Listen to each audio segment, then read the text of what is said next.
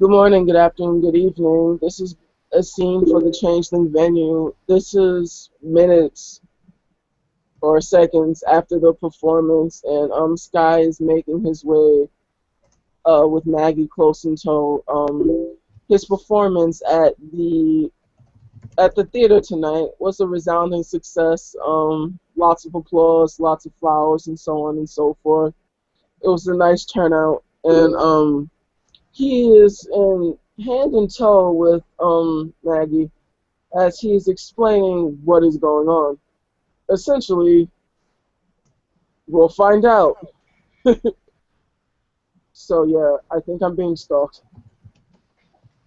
Okay, well, you are a famous dancer that was involved in a show that resulted in an orgy, so that's bound to attract some people. Well, no, not that, Maggie. I'm talking about the I think I'm being That, followed by a technocrat. okay. Did one try to use the neuralizer on you or try and probe you? No, Then how do you know it was a technocrat? because as if my friend told me. But friend, what kind of friend? Um, this woman, really old. She is a very an older member of what we are, cultivex. Okay. She's been teaching me and helping me out. She like some 90-year-old like tantric sex advisor who like was all about free love back in the day. No, she's more like the Oracle from the Matrix. Before or after the second Matrix? First Matrix, the only one that actually counts. Okay. Okay, So so technocrats. I think so. Bad. And also I know something about I know that Rupa was talking about the Theogenes Club. That stuffy place? Okay. Yeah, apparently there's warts and stuff, and apparently the Horizon Realm and the ley lines were ripped apart. Well, now there's just no point. Well, apparently I think there might be a point, but apparently she says to stay the fuck away from there. But I think there's something Ah, that then happened. logic dictates we should go there. Apparently there's something called the Architect. Some type of Nafandi is like hanging out over there. Oh, Apparently he has something to do with it. I don't know why. well But then, I'm gonna go ahead and move to Boston. If you want to join me, you're more than welcome to. I'm sure there's a going theater place up there. You just have to watch out for FSU and all those guys. no, I can't leave New York. So much we can do. Sure, if like shawarma at midnight is a kind of an appealing thing to you. It is. Fair enough. I can't argue that.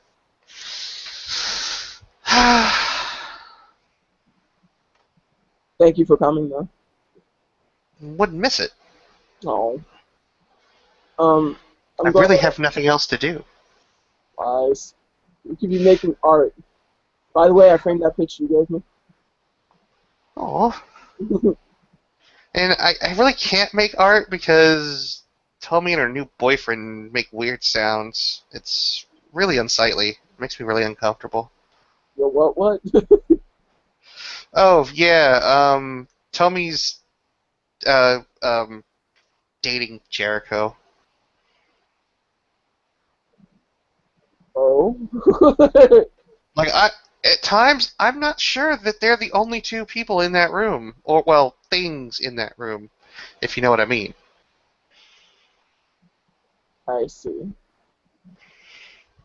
I thought she. Which really kind of makes me wonder if where you draw the line at necrophilia. Shivers. Ugh. Ew. Anyway, Yeah. I thought wasn't she like dating the werewolf?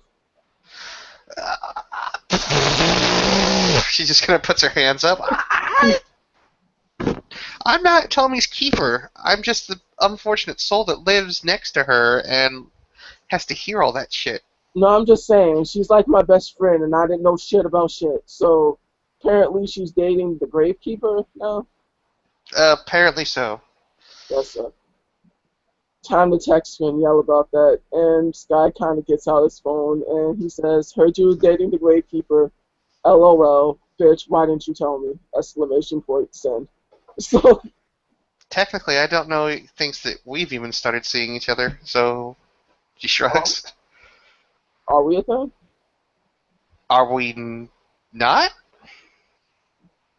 It never came up. I thought we were just hanging out.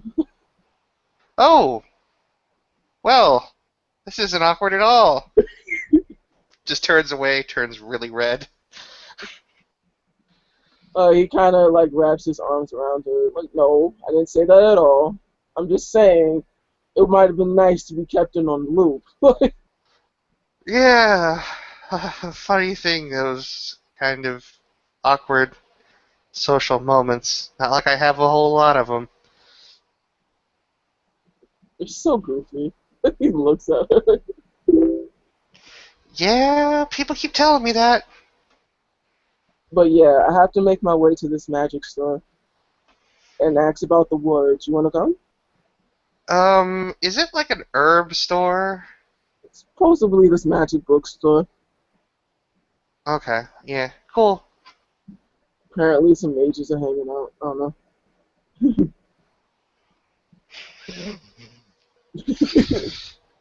She just kind of shakes her head and sneezes for some reason. Not exactly sure why. Um, perception, empathy. Yeah, it was a little bit more of a meta joke. Oh, okay, never mind. Because people be talking in that goddamn chat. It's like somebody is walking over each one of your graves sequentially, just one after the other. 1 foot, 1 foot, 1 foot, 1 foot. So, what does ratchet mean? Oh. Ratchet is someone who acts extremely messy. I don't act messy. Not goofy. Messy. Rupert is definitely ratchet. Alright, so ratchet ass Rupert. Got Yes. Perfect. it. Now, next time he calls me that, I'll throw that back in his face. Not that it really mattered much to him. I don't think it will. I think he'll take it as a compliment. Yeah, he's weird like that. A lot of things about the people I've been meeting lately are weird. You're like the most stable, sane one of us all. Of us all. Like we got one who can't keep his mouth shut, Mhm. and is slowly becoming a goth. We got the one who, apparently likes to bring ghosts into a threesome. I got my pyromaniac roommate and her adoptive father, the ratchet-ass Rupert. Oh, and I've got the one who likes to invade your mind without consent and put you into a full-blown panic attack. Sorry.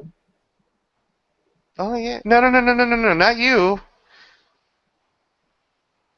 bitch Jade. Oh, well, she's kind of a hypocrite anyway. I was like, I could have set her on fire today and been 100% justified in doing it. Yeah. I mean, she acts sweet, but I think it's kind of a joke. I don't think she's sweet at all. I think her name is a joke. She says with a very bitter inflection. Well, I wouldn't say her name is a joke. Nah, you're just being spiteful. I'm just saying. She's I'm not. allowed to be spiteful. I'm allowed to be spiteful. You don't just waltz right in without permission. That's a dick move, Skyy. I know it's a dick move, but maybe she didn't know. Like, It doesn't excuse it. did you tell her? I shouldn't have to tell people to not go inside somebody's head. Well, why did she go inside your head? Was she just... Well, never mind. Kind of Because she thought I was being a little too mouthy because I may or may not have, accidentally implied that somebody's baby belly was a tumor. Ooh. I was like, oh, you're with child. Well, yeah. Yeah, of course I am. I was like, well, it's either, a child or a tumor. So Jade is pregnant? Maggie just kind of cackles to herself. Oh, God. I just realized she's also kind of a necrophiliac. Oh, dear. Anyway. Why do I know so many necrophiliacs? I don't know, and you should probably keep your voice down as they cross the street.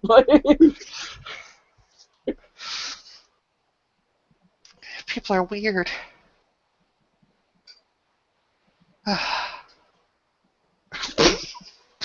And so I guess they walk on to the bookshop.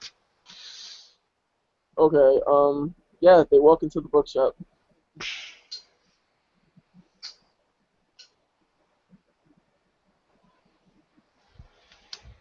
And we're walking, and we're walking. Once inside the bookshop, you'll see, a closed sign on the door. Well, yeah.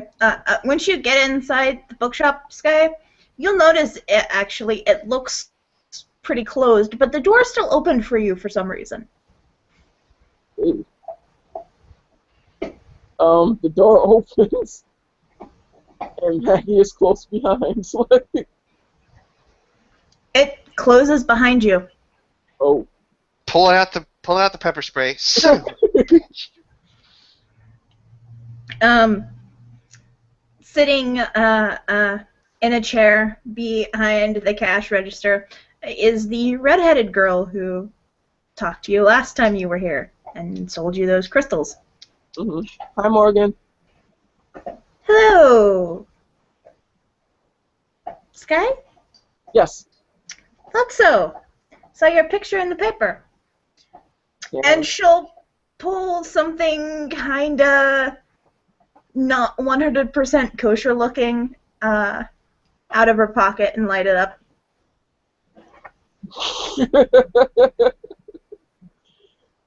I see.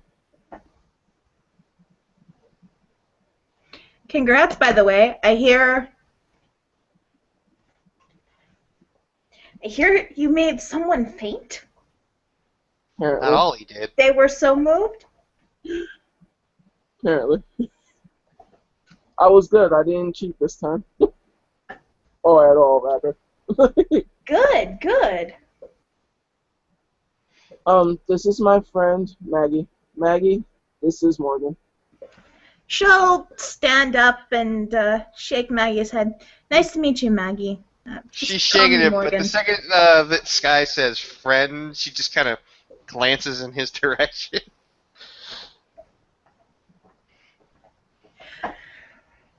So, what can I do for you?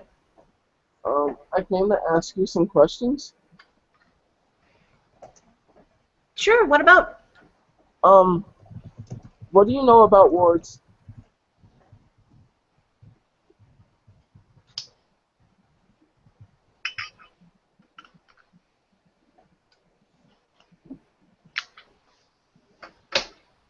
Why do you want to know about wards?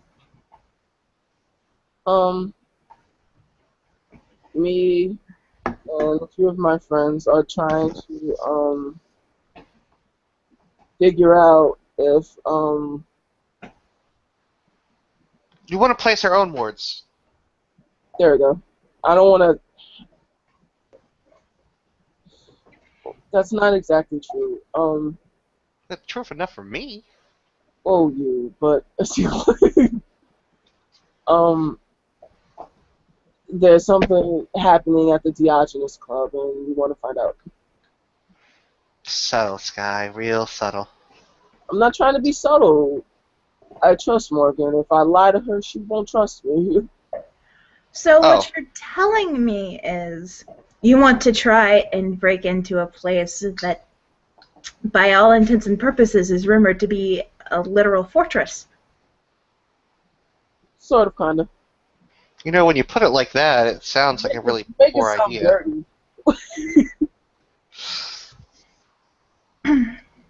It's not a smart idea. It's not. It's Well, not you a know, place you want to go messing around with if you don't have an invitation. technically smoking's not a good idea, but it hasn't stopped you or me.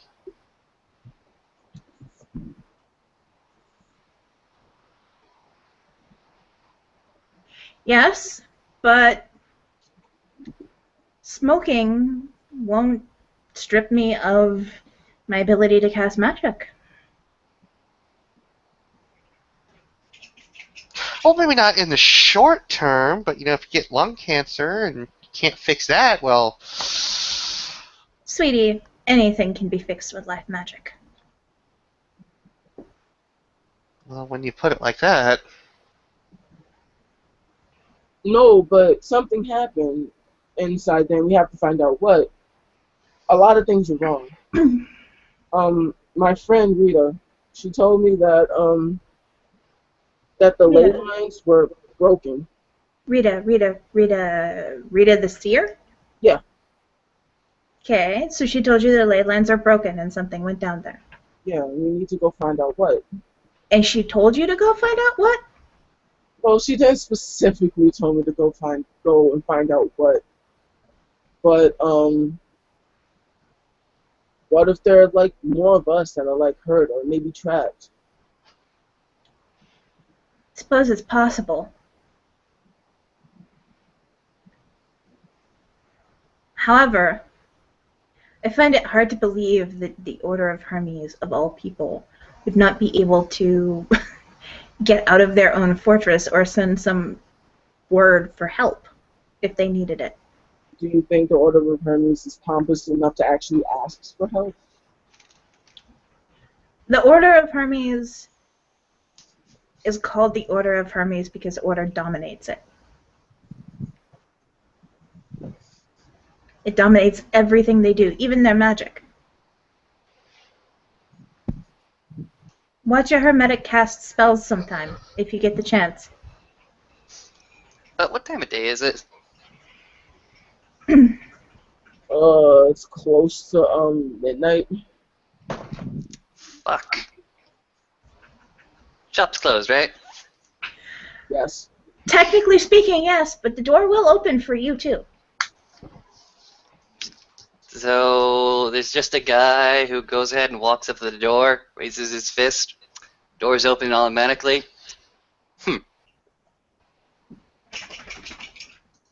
Okay. Gonna go ahead and knock on the threshold. Knock, knock. Maggie, can you do me a favor? You have your sketch pad?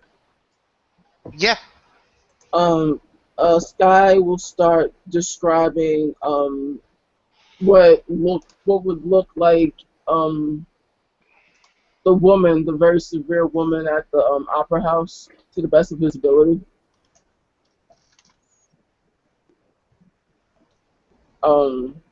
He's gonna ask Maggie if she can do like a portrait of what he's describing. She'll give it her damnedest. Mm-hmm. Seeing the guy knocking at the door, Morgan will pop up her prime sight and wave him in. Okay. Jericho's gonna go ahead and walk in, look to the attendant and say, "I'm here to pick up my book." Ah, yes. Well, I shouldn't say book. I should say the entire collection. Maggie just kind of looks up and looks at Jericho. Just kind of narrows her eyes at him. Hi. Morgan Jericho. will pull a stack of books out from underneath the counter and push them over to him. Thank you. An eyebrow is going to go ahead and cock towards Maggie. Good evening. Just that really awkward look between, at least from her end.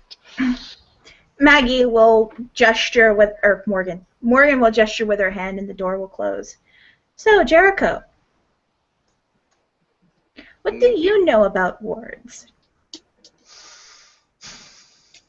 Well, I usually have a guy who's really damn helpful make my wards. Okay, what do you know about protecting yourself from them or breaking them? Ooh, Well, it kind of depends. Are we talking about a ward placed over a building, or are we talking about a ward that protects an individual person? We're talking about a ward that I'm assuming the ways you guys are talking about it, it's a he starts snapping his fingers. Chantry. Oh, okay, well, fantastic. Easier explanation then. What you need in order to create even the basic of wards is an understanding of distances, spaces, that kind of thing. You need to know your immediate area first before you can start, designating where one particular effect will begin and another particular effect will end. Correspondence. Bingo. Give that woman a cookie. She'll flip the sketch pad around to between Morgan and Skyy at this point with a total of 5 successes Oh, to draw out what he describes. Yeah. exceptional success. You get what he described to you with photographic realism. Yes, Thanks. this woman is a technocrat. As he points to the picture. What was that on? You got a little robot-y. That woman right there is the technocrat. As he points at the picture. Are you positive? 1000% positive. Did she identify herself as anything? No, she was there when I awakened. Okay. Looks towards Skyy. Takes a step back. No offense. Whatever. Yeah, just letting everyone know. Hey, don't worry about it. They all come knocking on our doors sooner or later, especially those of us that wake up outside of the protection of a chantry or a mentor. Okay, Skyy, I'm gonna ask you a few questions, and feel free to tell me to go fuck off. But describe your first interaction with this woman. He says, pointing towards the notepad.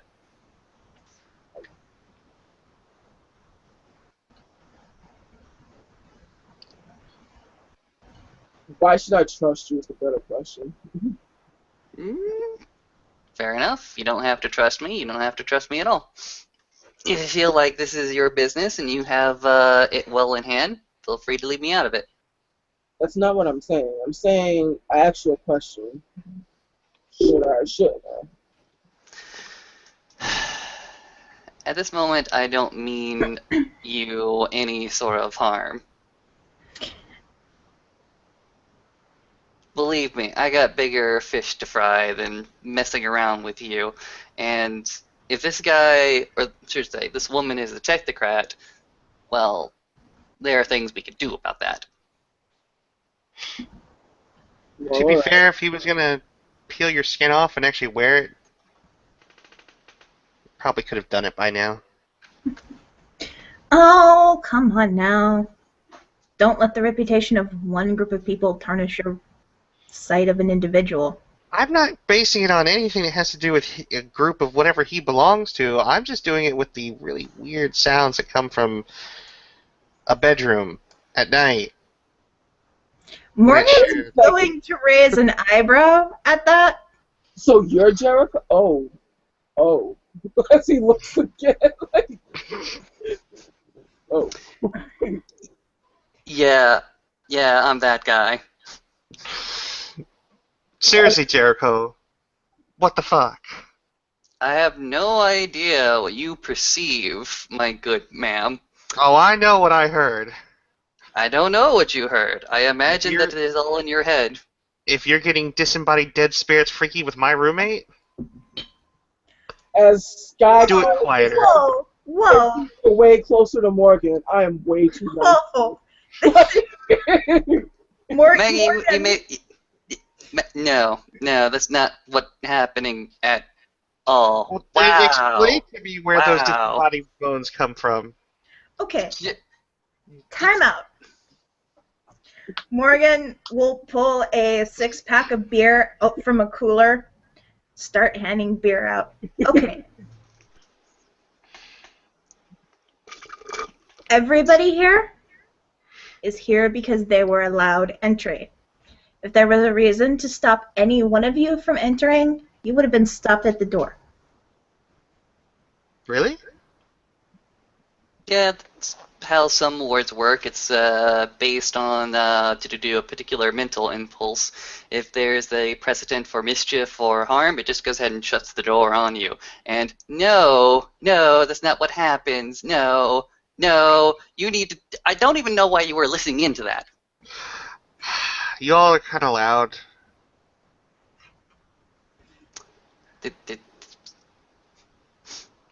Turn up the radio is all I'm going to suggest.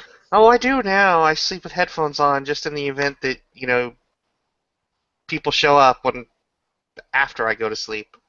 You know, another thing that wards can do, it stops sound from leaving a room. She dives This is across the counter and grabs a hold of Morgan's hands. Please teach me. I've heard things that no person should ever have to hear. This is really, really disgusted and indignant look that comes from Jericho. Wow. On another note, Morgan's just also gonna likes pat Maggie on the head. on another note, less perverted, I would also like to learn, slightly. But back to the topic at hand. I trust nobody else is sleeping with the other person. As he kind of looks around the room like.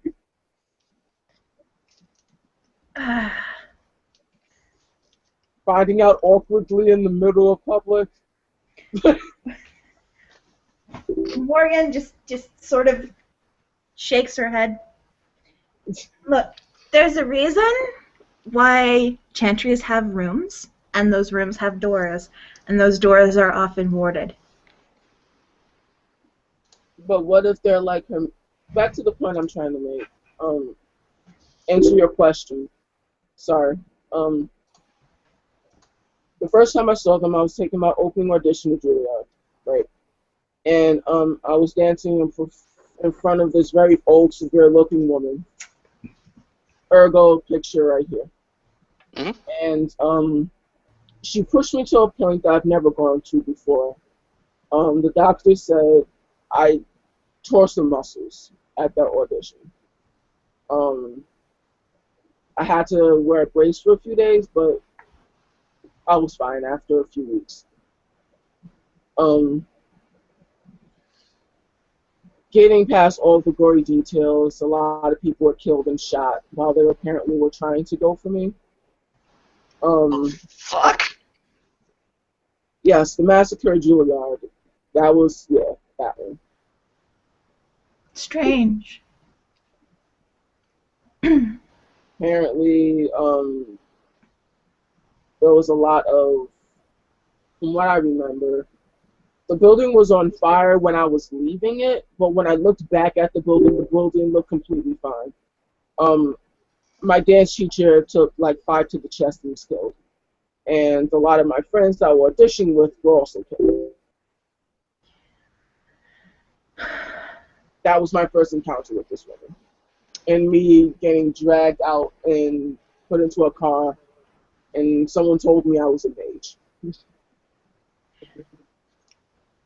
That sounds like a number of group of people. Although the only people I can think who would deliberately hide a building from the public eye, if it is in fact on fire, would be the technocracy. But as I'm sure Rita told me, they're technocrats, so I tend to trust Rita. Maggie, normally the woman with an answer or at least a comment for everything, has gone oddly quiet. Okay. So you were having your regular ass life. You're at some sort of performance audition, whatever have you. This woman goes ahead and shows up. How does she go ahead and push you to perform so fantastically, so stressfully that you go ahead and pull a few muscles?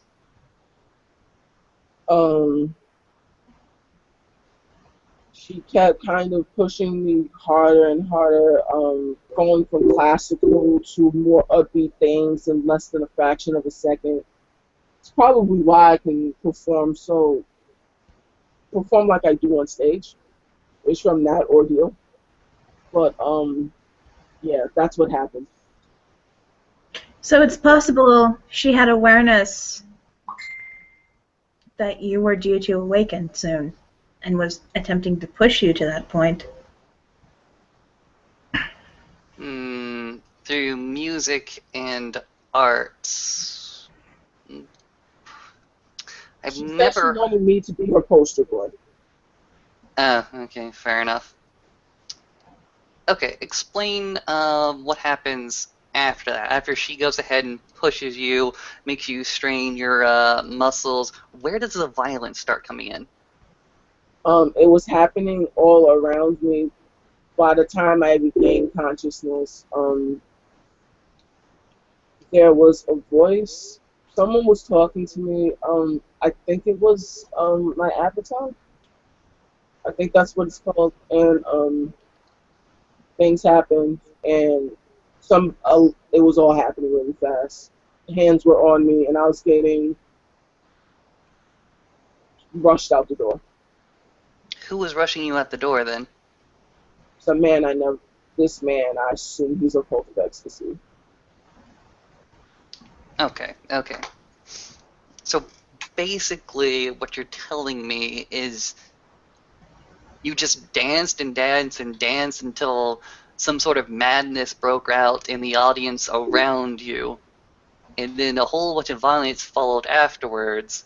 You collapsed, but you were picked up by one of your own and rushed out to safety.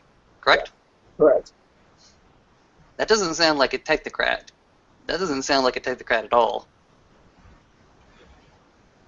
Well, if the technocrat was trying to get you to open your eyes, they would have done so in a very, very different manner. The way you describe it's very, very sensational. They're cold, they're logical, but this sensationalness, especially with the violence attached to it, points to a very, very different culprit. I disagree, only because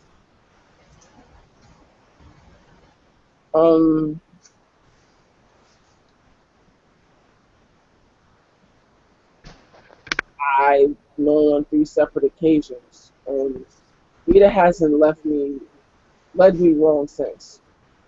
And if she says it's a technocrat, then it's a technocrat. Fair enough. If you you believe you're better in this situation, who am I to argue? Okay, I would just like to interject here.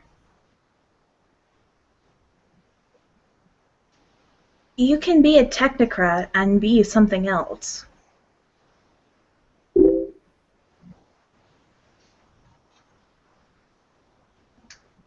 This woman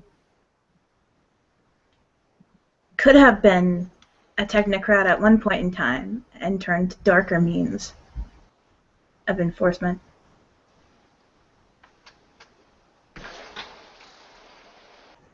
Maggie just kind of blurts it out. Nafandi? We call them fallen. Don't ever say that term around me ever again. But yes. We're not going like real Harry Potter on this. We need to say what the fuck they are. They are They were mages. No, they still are mages. They are mages with their avatar inverted. They are mages who no longer cast their eyes upwards towards ascension, but seek utter destruction of everything around us. Not all of them are so far gone, though, and that's why they're dangerous, because they aren't as obvious. If you meet someone whose avatar is truly inverted and is on their way down the path of dissension, they'll know. You'll know. This woman... Go ahead.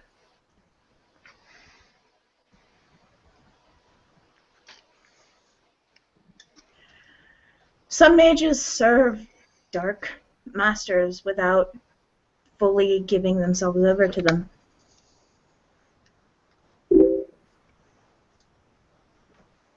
Their avatars stay intact, and they're able to operate more or less under the radar.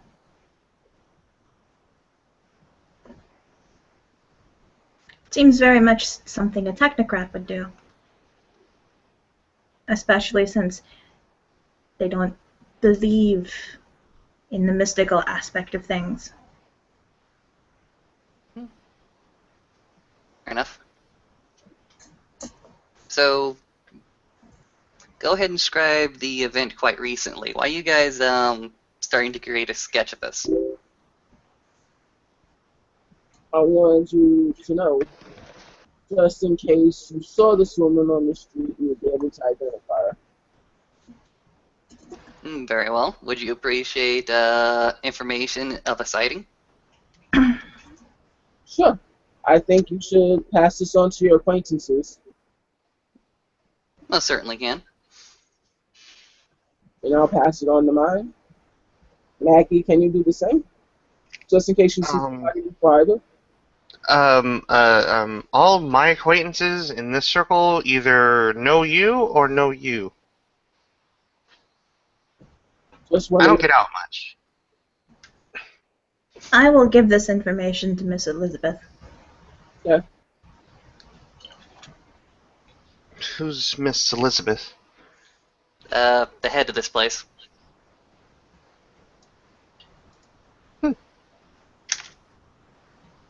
Oh, I also wanted to come by and thank you for the crystals. You're welcome. I hope they've been helpful to you. Yes, I would actually like 6 different sets of varying varieties, please. 6 different sets of varying varieties. Oh my. As Skyy pulls out a credit card and hands it over. Morgan will go into the back, take a look at the stock. I have 2 sets I can give you now. The rest I'll have to take some time to assemble. I could come back later this week or next week. Of course.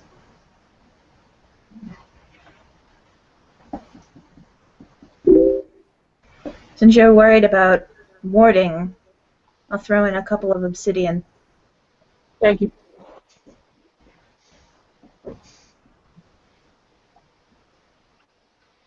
Maggie's going to activate Prime Sight on the stones when they get passed over.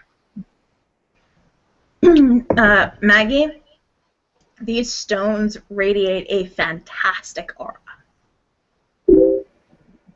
She kind of does that whole ooh face as she looks to Skyy and then tries to very slowly pick one up.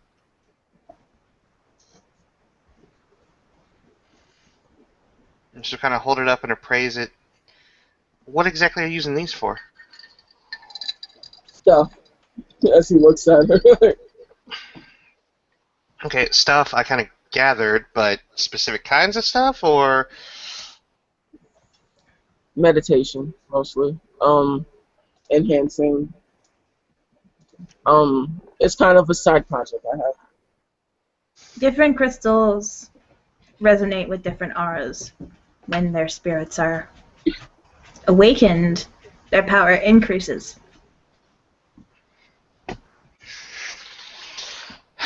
she set it down looking kind of dejected, something I can't even mess with yet. Oh no, you don't need. You don't need spirit to work with a crystal when its spirit has been awakened.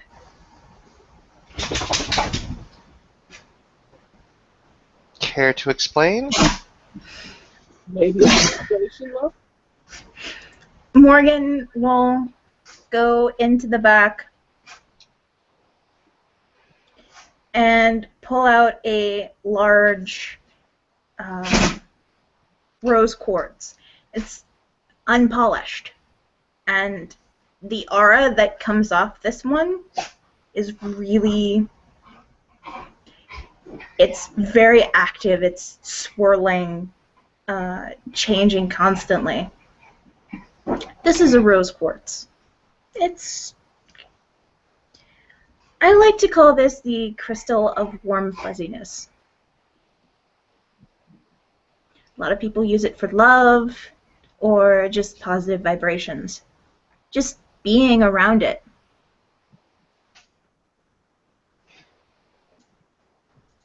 Can enhance your mood or bring good things to you. Working with it in a spell can make that spell a little more potent if you know what you're doing.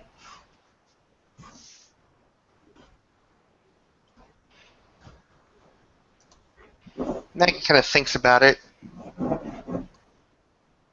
Like a focusing lens? You can think of it that way. Some people use them as anchors. Some people use them for protection.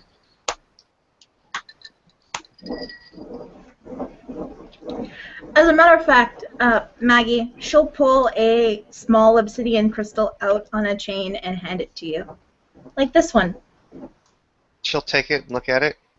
Looks a lot like, it looks very similar to one you've seen Tommy wearing. I see you know my roommate.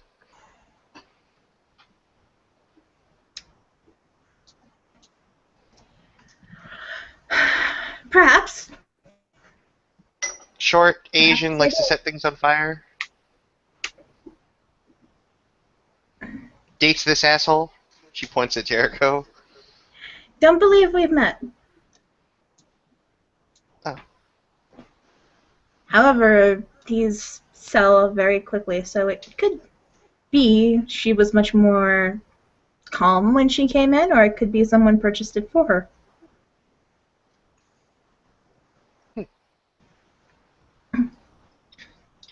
That's an obsidian stone. It has many uses. Most often it's used as sort of a grounding. It can improve your concentration, it removes negative energy, it will protect you from negative energy, psychic attacks. Bad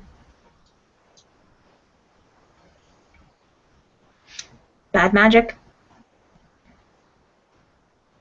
It's very useful.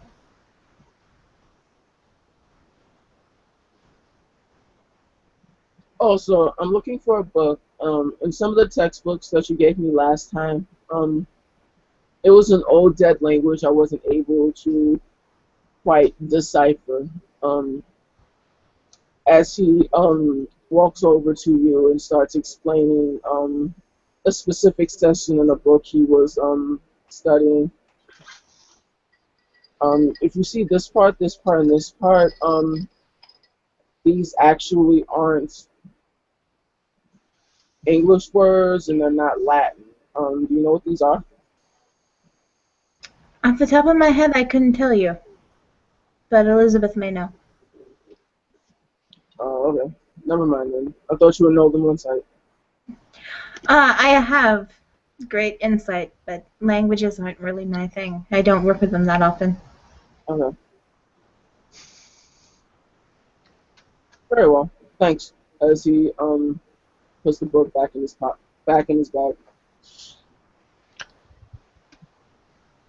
Kind of see Maggie as she's kind of running her hand over the top of the the onyx crystal or obsidian, Mm-hmm. and she performs a consecration rite on it.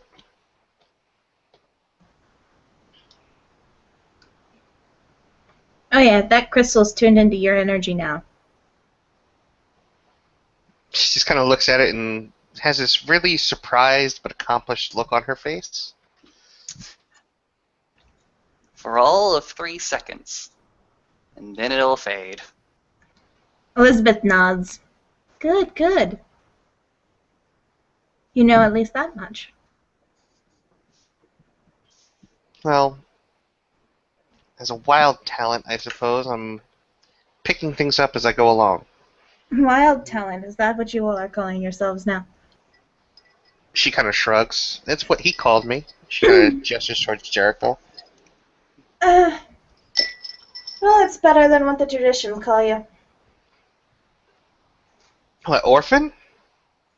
Orphan, disparate, self-awakened. I actually like the name.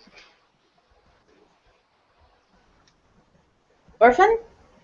Yes, it means freedom to me. Shrug. That's a long and harder road than most people are willing to endure, my good ma'am. Well, I've never been exactly a smart person growing up, so maybe I'm just bullheaded that way. Hey, it's But it better also to be means I lucky don't than answer. it's better to be lucky than smart. You should meet Elizabeth's brother.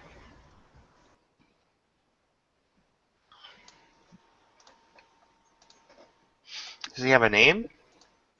Yeah, Soul. She just kind of face palms. Oh, him. You've met.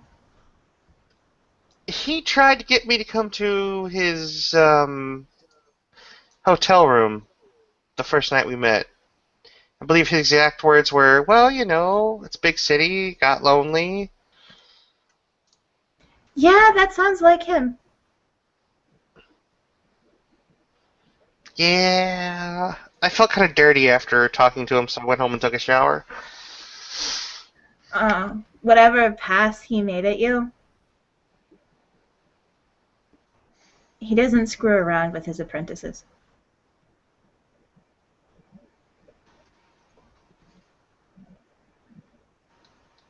Okay.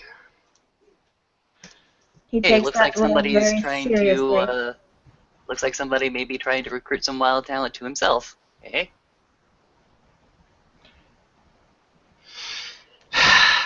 So many damn potential teachers, and none of them are exactly appealing.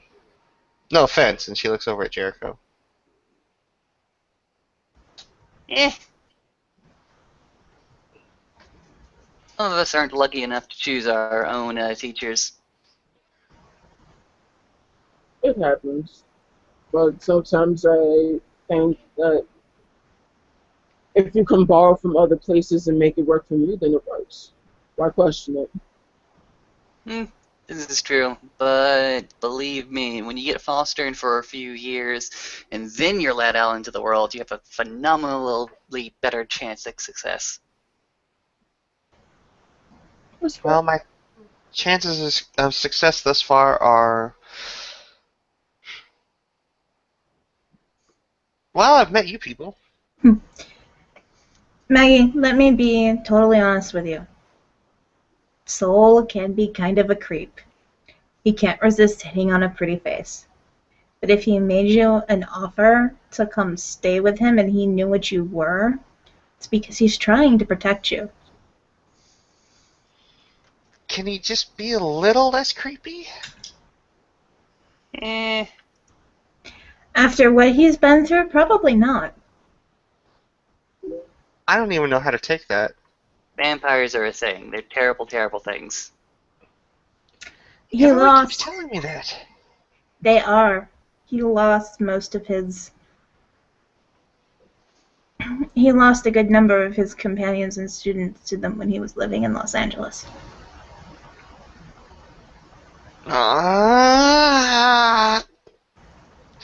She pulls out her cell phone and sends off a text.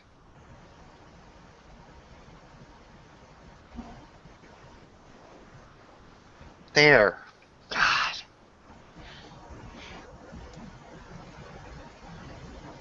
Did he give you a card, Maggie? She fishes around in her bag and pulls it out. Morgan will take a look at the card. Yeah, Maggie Mm-hmm. doesn't give these cards out to just anybody. Take a look at it again. Closer. She'll hold it up, look at it with prime sight on. Me You'll as well.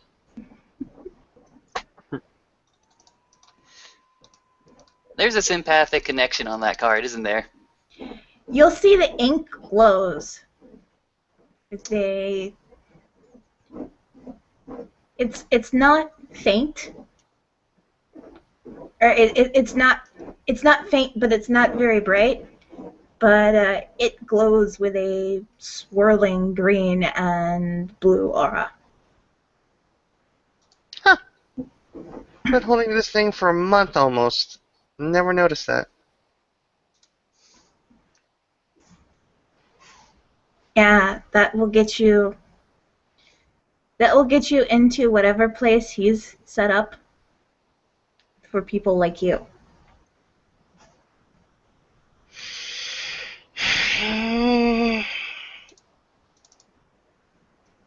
She looks back at Skyy. What do you think I should do? I could go with you. Can't hurt.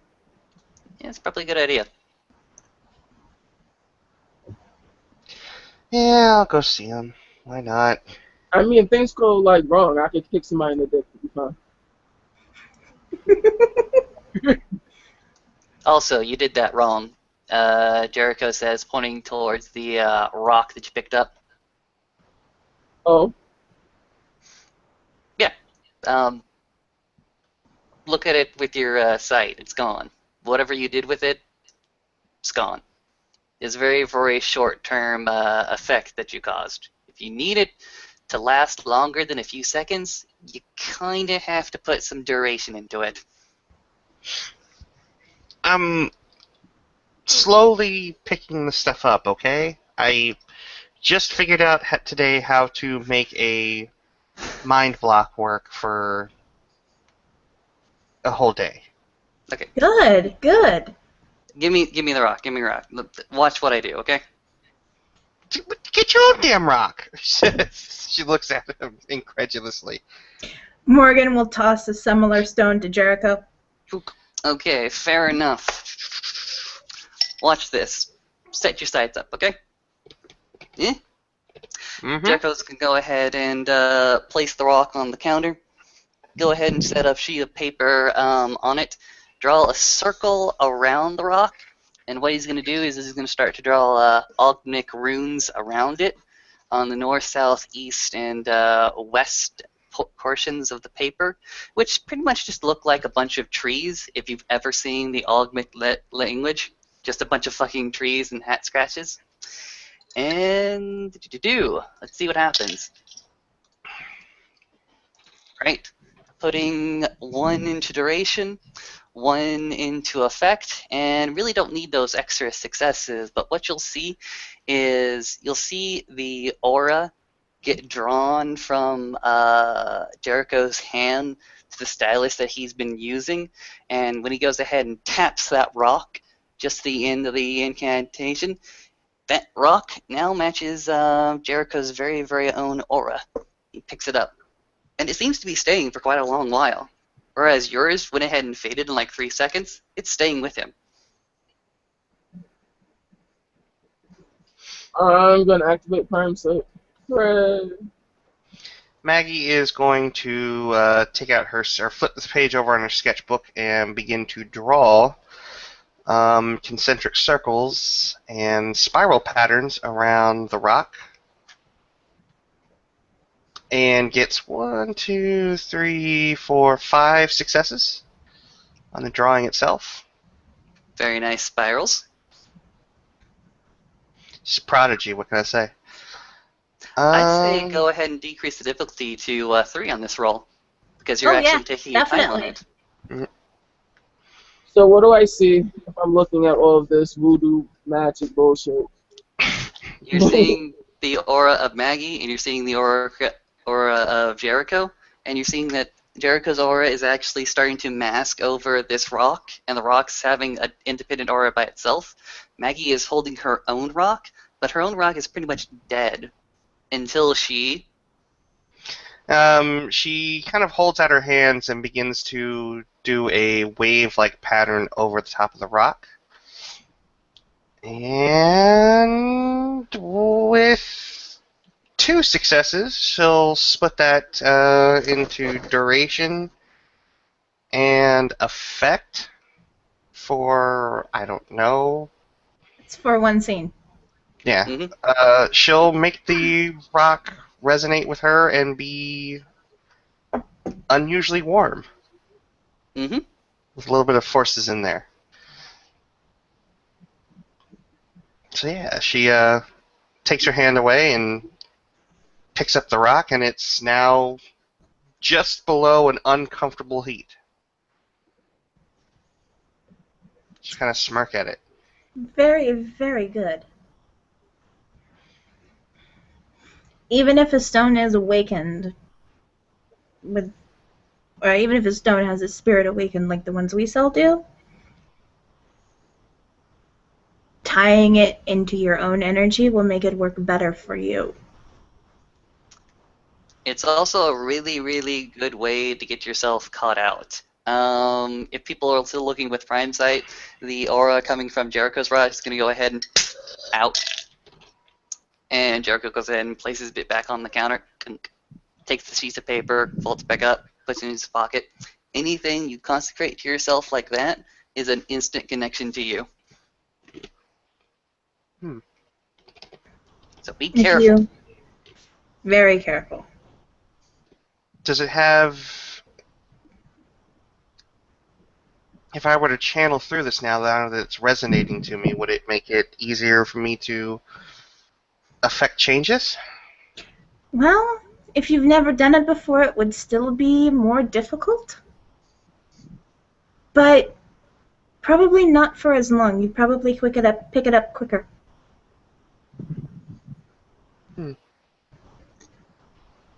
I just have this idea of kind of channeling what exists out there in the ether through this and focusing it.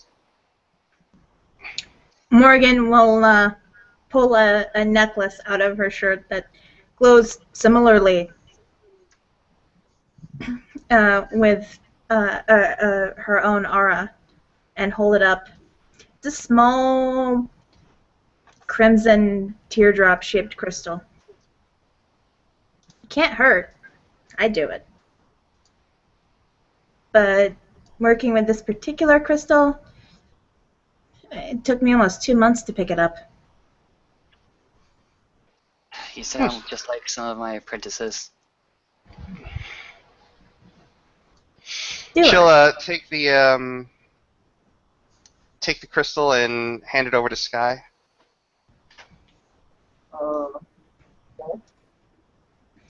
And Skyy will feel that it kind of feels like holding a hand warmer. Sweet.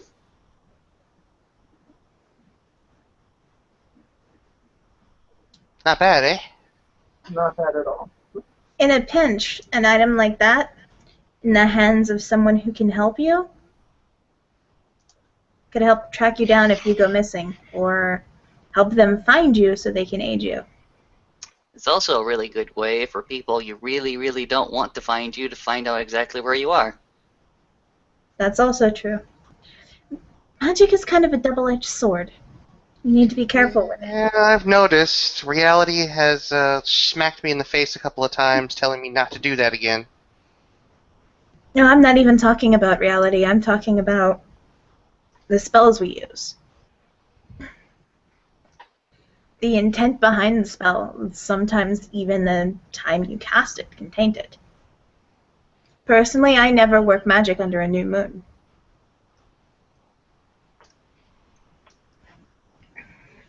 That's when the dark goddess rules. Even the most well-intentioned spell can be twisted into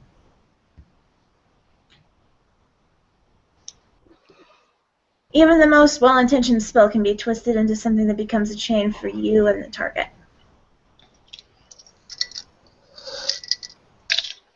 Interesting. That is interesting.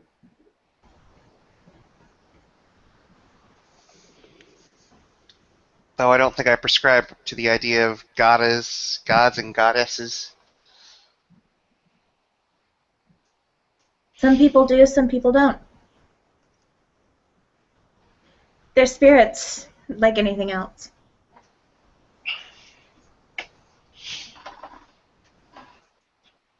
Well, this, Yeah, that's this was in my opinion. And when you work with spirits, that can be just as dangerous as having that stone in the hands of someone who wants to hurt you when it resonates with your aura. Well, I'm lucky enough right now that I don't have to worry too much about them because I don't think they have an interest in me. I can't perceive them or hear them. For the most part, spirits don't really have an interest in any of us until we call them up. It's that really weird paradox when as soon as you can see them, they can see you. And I'm almost happy I can't see them. Have you read, it was a series of books. I swear to God, if it starts with a T and ends with a light, I'm really not going to like you. It starts with a T, but for the life of me, I can't remember the title, only the concept. There was this boy who could see spirits. Evil spirits that gathered around people before deaths and fed on that energy, especially particularly violent deaths. Because they didn't know they could see you, they didn't bother you. But the minute they knew you could see them, they started messing with you. They might attack you. They might attack someone you're with or someone close to you. I don't know anything about a book series, but I do remember that being kind of a theme in the Constantine movie. I don't think I've seen that one. You really should. Oh, it's the one where the emo guy goes to hell. I've seen that one. Hey, you know what? Tilda Swinton in that movie, she made me gyrate slightly. But the guy in that movie kind of only does one emotion and one emotion only. Alive and dead. Well, So, it worked, I thought. yes. It kind of doesn't work in every movie you do, though, sadly. You're thinking about spirits. Think about From Beyond. But lady, ma'am, you got a section devoted to Lovecraft, I'm pretty damn sure. Oh, yes! You don't have the Necronomicon. That book is full of bad juju. But we have most of the others. Yeah, go through that collection, see if you can't find From Beyond. It's a perfect description for how spirits interact. You can only see them when you have the ability to just open your eyes. And once you open your eyes and you can see them, they can see you, and they can start interacting with you. It's very scary. Morgan will go to the shelf and start looking for copies of the book. Does the Outer Dark actually exist? Yes. Most realms that are mentioned or described in books exist. That's terrifying. Mm-hmm. Some of them existed before the authors penned the books, and some of them exist because the authors created them. It's a rather strange phenomenon, actually. She'll pull out 2 copies of From Beyond and take them back over to the group. Like, for example, there are many, many, many, many versions of New York. There's the New York here that exists in reality. There's the New York that exists in Castle. There's the New York that exists in Boston, not Boston Legal, some legal show. And there's the New York that exists in the Mortal Instruments.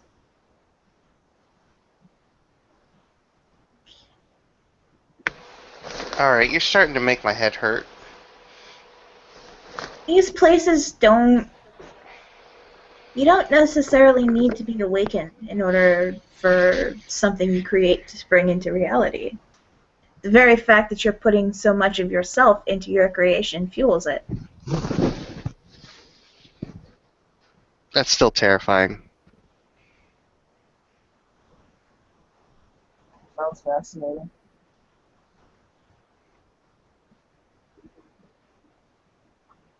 Now, there's probably a realm where the Gatsby house is still a beautiful manor trapped in a 1920s era where grand balls are held every night and Gatsby is pining for his Daisy.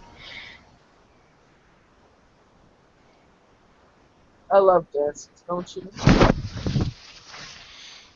I like the style. I guess that counts too. Kind of smiles at Maggie. Just don't ask me to dance like that. I'm not so good. Nonsense, I'll teach you. Fair enough. Now, getting back to your earlier question about the wards. Yes. Wards can be placed to keep things inside as easily as they can be placed to keep something out. Let's say that we were able to track down these wards and find out where they are. How do you counter them?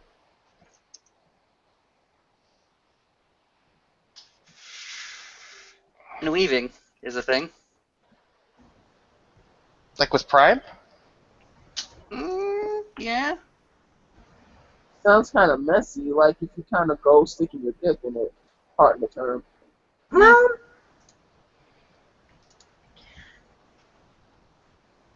you can watch the weaving when a spell's being cast. You can see the threads of magic that have already been woven together. And if you can see how they've been woven together, sometimes you can figure out a way to pick them apart. The same way you might with your own pattern when you're learning to work with life, or the same way you might pick apart the pattern of, I don't know, a plastic bottle when you're learning to work with matter.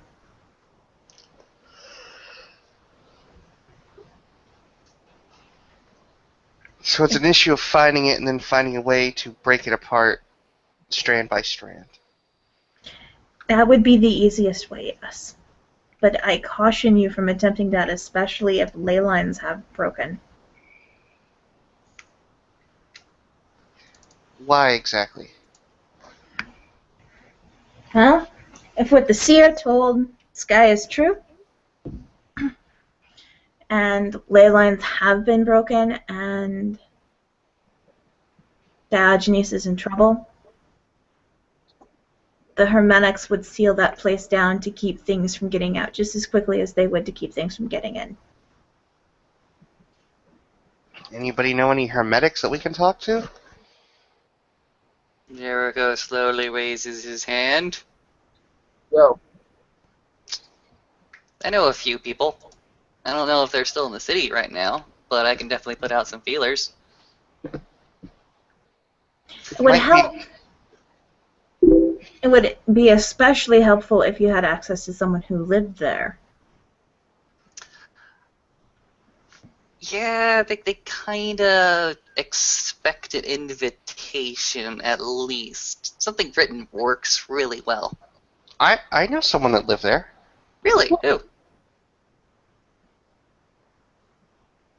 Out of character, Jade did say that, didn't she? Oh In yeah, the conversation? Yeah. yeah. She lived there. They kicked her out. She needed a place Yeah. to go. She kind of looks at Jericho. Jade lived there.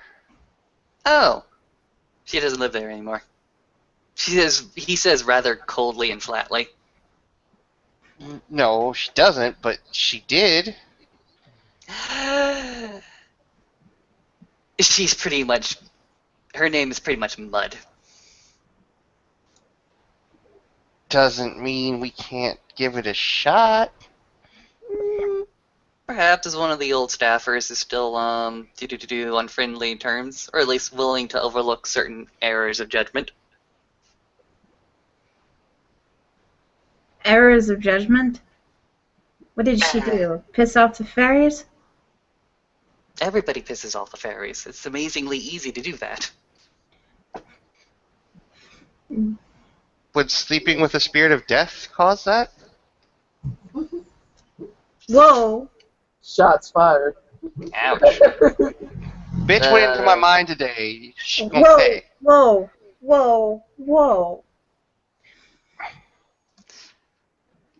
As far as I understand it, the Hermetics value quite highly their individuality as well as their own freedom of movement and thought. Anything that would harm or hamper or threaten that freedom, they're very much. They don't like that very much. They'll protect themselves as quickly as possible. So how would getting busy with a death spirit affect that? Is a spirit. And? Spirits are interesting little creatures. I mean, I've known some Hermetics to be kicked out of the order simply because they got too infatuated with their own succubi. Why are tradition mages so messed up? Well, we've got like hundreds of years of baggage. Don't worry about it. Oh, okay. Morgan will laugh. Even we have a code. We work with spirits. Other people view them as demons. Some people view them as tools or toys. Some people, like Jade apparently, view them as lovers. Spirits don't see things like that. Most of them have a purpose, and it's the purpose they have to fulfill. That's the reason for their existence.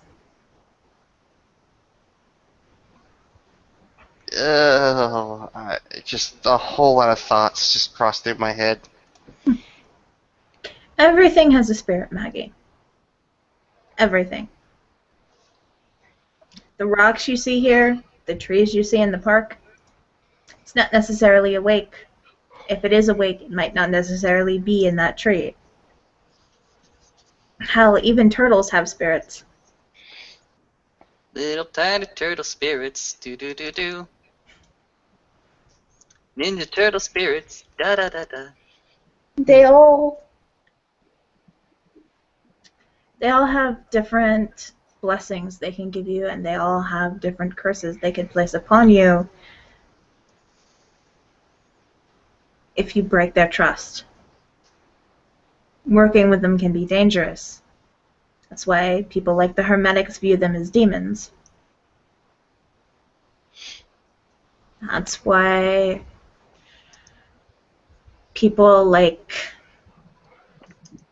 me and Miss Elizabeth take every care in working with them and spend years studying before we even make an attempt.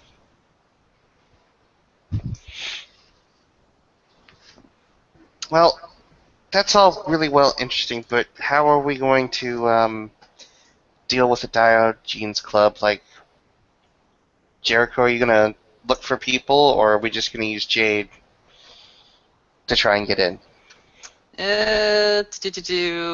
First off, what's in it for me? A share of whatever's inside that club that's still there, that's useful? That's a pretty good deal. Can we, like, not split the pie before we even find out what the fuck is there? Maybe I don't want to share.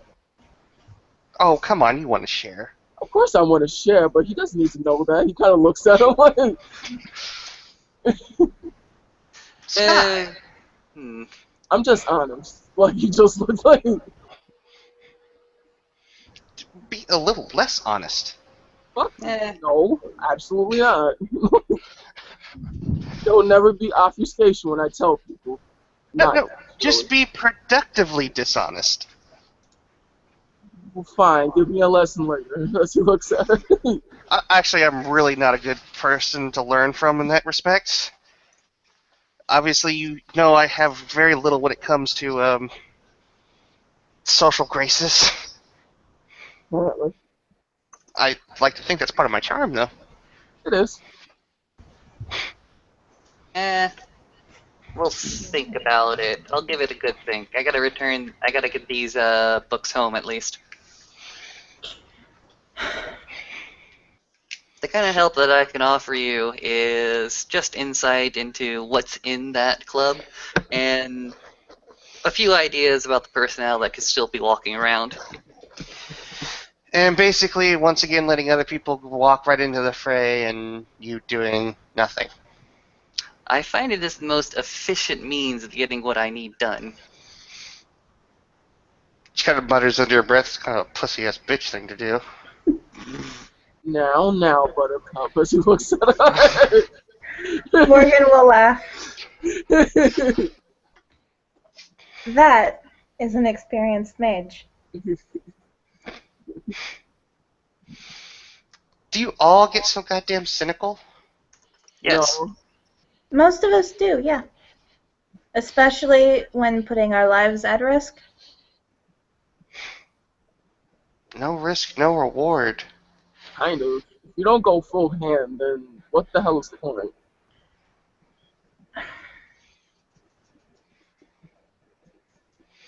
You don't affect change by sitting by passively and not doing anything.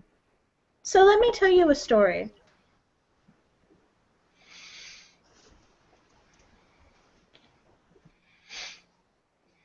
Once upon a time, there were three mages, just awake barely long enough to the point where Elizabeth wouldn't call them hatchlings anymore.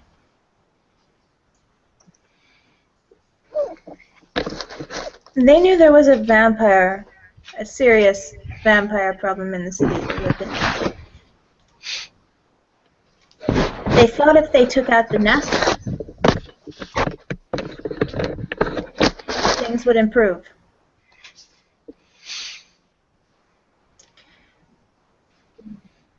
The experienced mages warned them, this isn't a wise idea. You don't want to go in. You don't want to do this. So,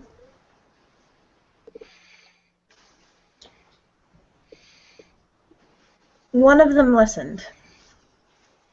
And when the others went ahead anyway, the experienced mage barely got there in time to save one of them. The others were long dead by that point.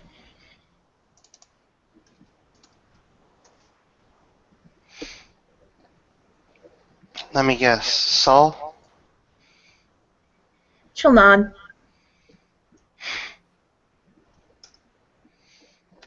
Can you stop making him such a sympathetic figure? I'm not trying to. I'm trying to get a point across here. You want someone like Jericho to go with you. He's not going to go throwing his life in danger for a stranger. He doesn't actually owe anything to you. That's why he's asking what he can get out of it. You're not his apprentices. He's not in charge of you.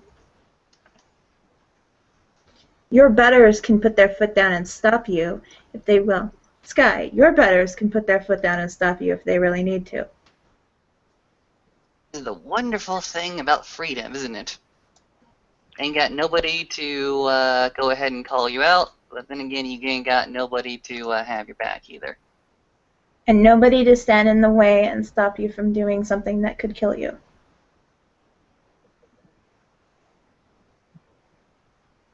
We don't mean to be a downer. I don't consider it being a downer. Sometimes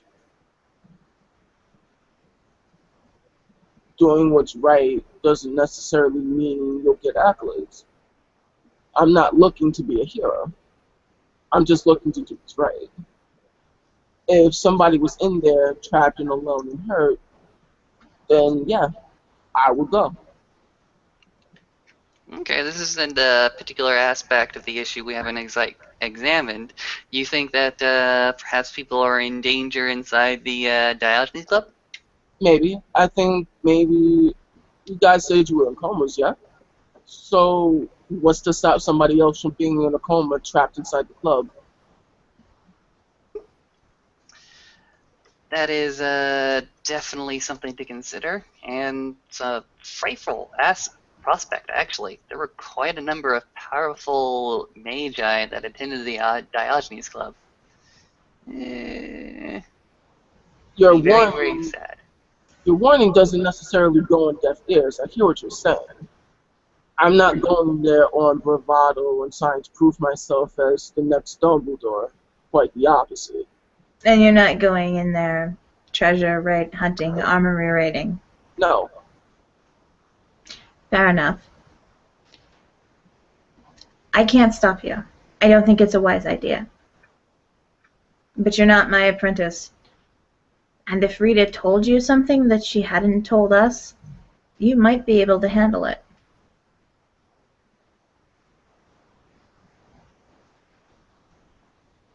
Perhaps she told you to see what you would do. Perhaps she told you knowing full well what you would do. Perhaps she might be able to step in if things go bad and save you. But don't go in unprepared. This is why I came to you first. To ask questions. Questions Give are me at good. least a little bit of credit.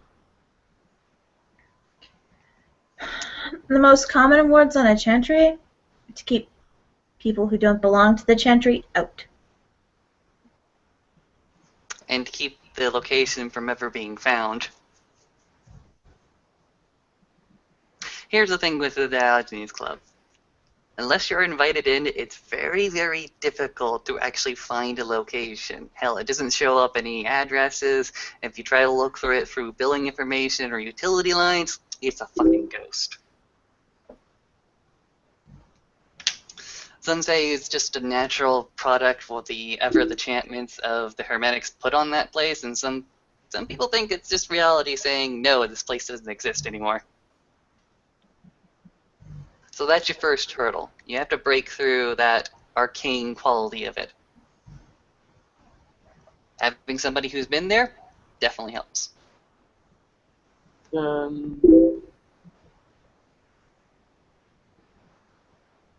Okay. Second thing, every chantry I've ever seen or heard of has some sort of ward on it. Usually it's a identifier between a friend and foe. Usually that's also taken care of by the invitation. But since I don't know who currently is giving out invitations over at the Dodgy Club, that's also a bit of a hassle. It might come to be a complication. You might get hurt. But that's easily recoverable from, if you catch my drift. There's also a possibility if you're going in there with intentions to help an enchantment that distinguishes between friend and foe would fall away and let you in. Depends on who's currently holding the reins on that enchantment. Another common one will exist around the area of the node itself, perhaps the reliquary or library, that is designed to keep people who within the chantry who don't have permission to be there out. And plus, there's always the staff that's walking around. There's an entire little village of people just living in that club, I hope you guys know. Even we have staff here. They're not visible, obviously, but they do help keep the place safe. Someone attempting to force their way upstairs without an invitation or being led up there by either myself or Elizabeth would find a door slammed in their face that won't open no matter what they do to it. Once you get up there, well, there's some in the kitchen. There's one that heats tea, actually. There's a very good one. There's a very good one on our library. Keeps the books from going missing.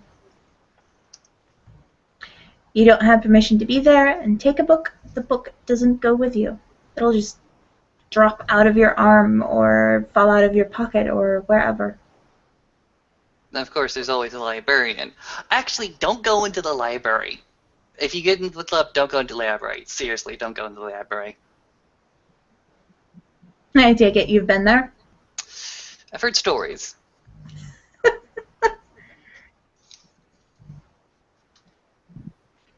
Let's see, what else? Chantry masters often have enchantments set up on their quarters. It might make it easier for them to cast magic inside. It might be to keep all but a few select members of staff out, so they aren't bothered while they're attending to their duties. They also sent someone that goes by the name of the architect there.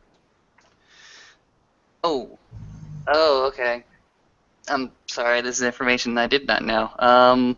So what has your mentor been telling you about the activity in the club? That a lot of her scrying attempts were being blocked by something. Is a chantry? Which is possible. So the only way to find out what exactly is happening is to go there and find out what the hell is happening. Okay, fair enough. Do you know anything about the architect? That he's a Nafandi. That's about it. And all that entails. Oh, okay, so we have even more information. Apparently, you got information from your pipeline that Nafande, known as the Architect, is currently holed up in the Dialogy Club. This is something that I did not know.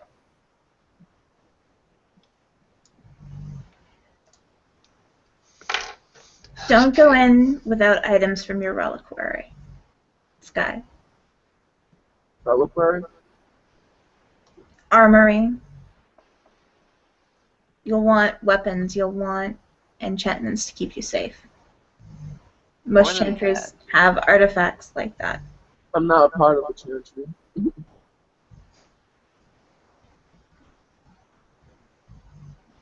Here's one question that I think is most pertinent at the moment. What do we know about this architect? This is the first time hearing about a fallen mage.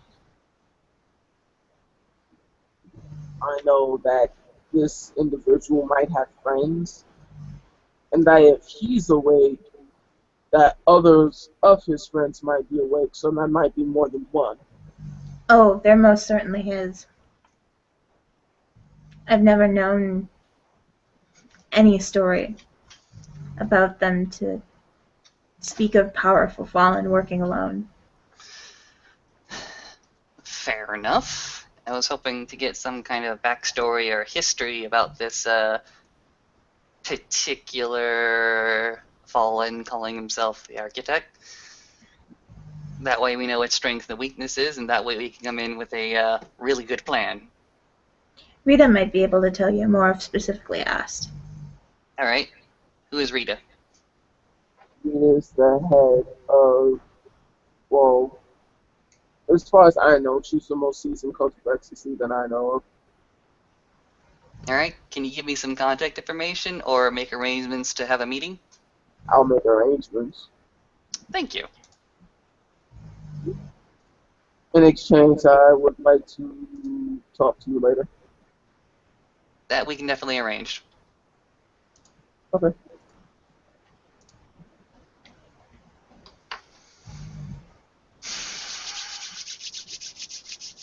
The hour draws late, and I need to get home. As it does me. Jericho's gonna go ahead and take that big stack of books, which is actually C.S. Lewis's Chronicles of Narnia. Start to make his way towards the exit. Stop right there because he's got his hands full. The door will open for you. All right, we'll turn around. Good evening to the both of you. Good evening, and be safe.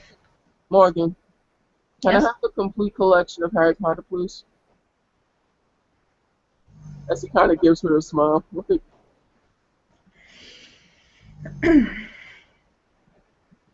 Yeah, it's on the shelf. I'll ring it up for you. Thank you. She'll pull down a nice set of hardback books, Mm-hmm. ring them up, and put them in a bag for you. Just so you know, it's not the small crystals, the one in the box. He wanted the actual large ones, the ones he got last time. Yeah. Okay. All right.